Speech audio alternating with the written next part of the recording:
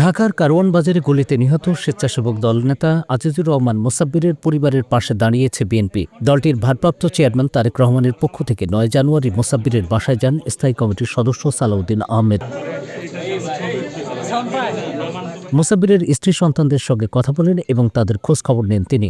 এ সময় তারেক রহমানের পক্ষ থেকে আজীবন পরিবারটির পাশে থাকার আশ্বাস দেন সালাউদ্দিন আহমেদ। নায়াসিনামাইড ও স্যালিসাইলিক সমৃদ্ধ লিলি ফেস ওয়াশ যা ফেসের ডেড স্কিন সেল দূর করে দেয় দ্বিগুণ ফাস্টার ব্রাইটেনিং। মোসাব্বিরের ঘটনায় দৃষ্টান্তমূলক শাস্তি দাবি করেন তিনি।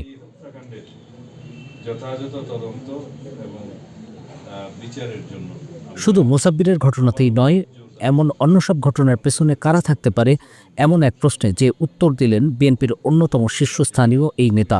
5ই আগস্টে 2024-এর 5ই আগস্টের পরবর্তী পর্যায়ে আইন শৃঙ্খলা রক্ষাকারী বাহিনী একটা ফ্রেজাইল অবস্থায় ছিল। এখনও সেটা সুসংগঠিত হয়েছে বলা যাবে না।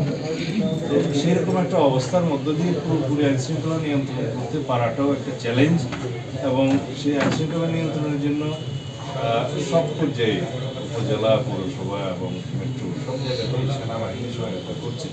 তো এমন একটা পরিস্থিতিতে আমরা আছি।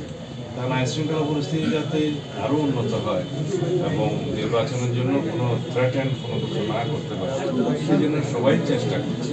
তারপরেও আমার মনে হয় যে আমাদের আরও অনেক কিছু করার বাকি আছে আইন শৃঙ্খলার বিষয়ে।